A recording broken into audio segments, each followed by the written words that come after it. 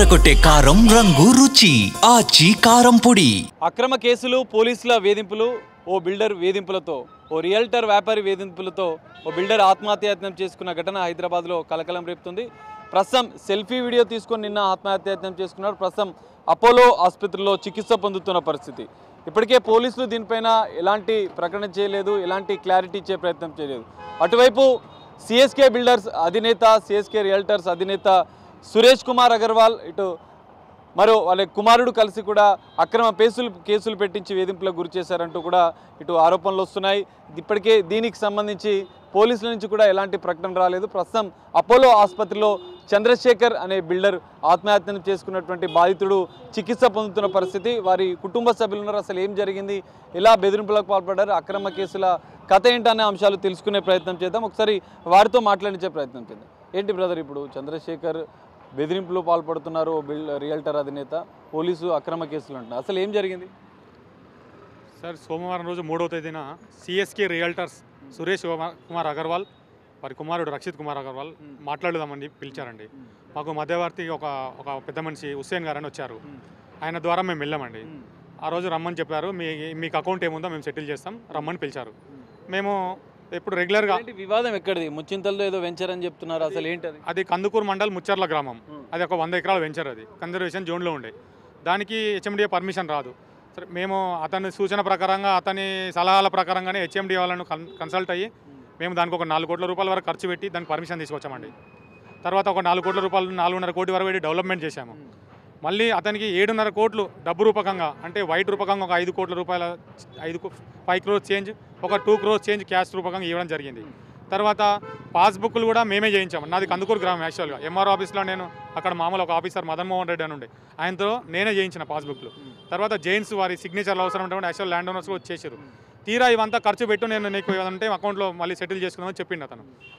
అంతా చంద్రశేఖర్కి సురేష్ అగర్వాల్ మధ్య ఒప్పందం జరిగిందా? అంత డాక్యుమెంటేషన్ జరిగిందా? అవును, అతను ఏదైతే చెప్తుంటే మేము ఆ రకంగా చేసుకుంటూ పోయినాం. ఇప్పుడు అందులో గజాలు ఏమీ లేవు. 2 లక్షల గజాలు రిజిస్ట్రేషన్ జరిగిపోయినాయి. మా డబ్బులు ఎప్పుడు సెటిల్ చేస్తే ఎప్పుడు సెటిల్ చేస్తున్నామని అడుగుతూనే ఉన్నాం. మేము ఆ రోజు ఒక్కరోజు కాదండి, అలాంటివి 100-1000 సార్లు వాళ్ళ ఇంటికి పోవడం జరిగింది. ప్రతిసారి నేను మా సార్ నేనే వెళ్తాను. ఆయన ఎప్పుడు ఒంటరిగా పోలేదు. నేను ఇంకా మా ఒక 2-3 కలిసి మామూలు ప్రతిసారి వెళ్తాం. కానీ ఈసారి అలాగే పిలిచి హుస్సేన్ అనే అన్న ద్వారా పిలిచి, తర్వాత సైఫాబాద్ పోలీస్ స్టేషన్లో నన్ను బెదిరియడానికి వచ్చారు, నన్ను ఇబ్బంది పెడుతున్నారని చెప్పి వితిన్ 24 hours కాకముందే మీకు సిఐ గారు ఫోన్ చేసి మీ పేరు పైన ఎఫ్ఐఆర్ అయిందని చెప్పి మా సార్ను బెదిరించడం జరిగింది.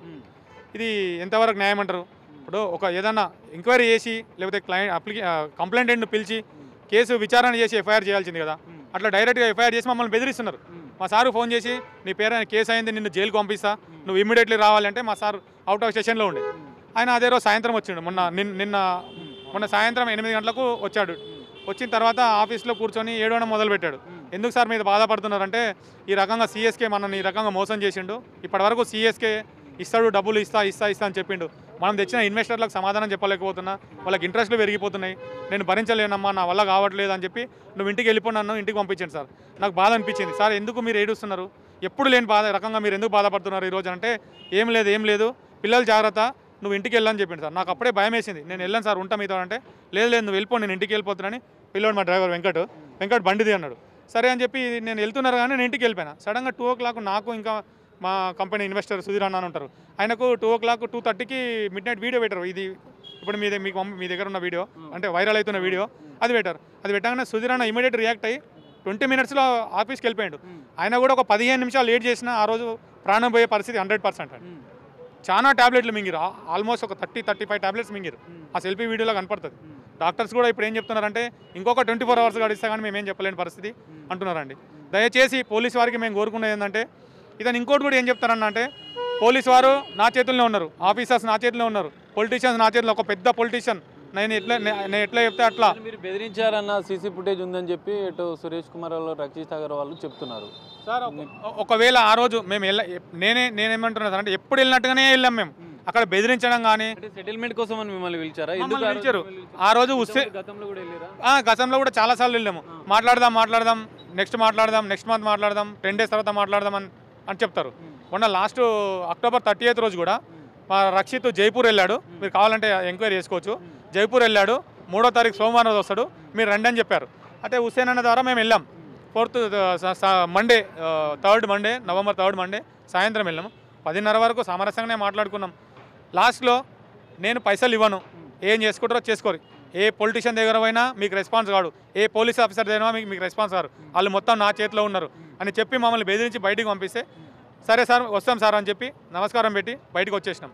తీరా నెక్స్ట్ డే చూసే వరకు సిఐ గారితో ఫోన్ చేసి మీ పైన కేసు అయింది మీరు రావాలని చెప్పి బెదిరించడం స్టార్ట్ చేశారు. సెల్ఫీ వీడియోలో కూడా పోలీసులు బెదిరించారు, పోలీసులు బెదిరిస్తున్నారు, అటు అక్కడి నుంచి మోసం జరిగింది సిఎస్కే బిల్డర్ నుంచి అని చెప్పారు. అవును. మరి ఇప్పుడు ఆయన పరిస్థితి ఎట్లా ఉంది, ఏం డిమాండ్ చేస్తున్నారు? ఏం లేదు సార్, మేము ఫస్ట్ కోరుకునేది ఏంటంటే మా సార్ మాకు రికవర్ అయ్యి బయటికి రావాలి ఫస్ట్.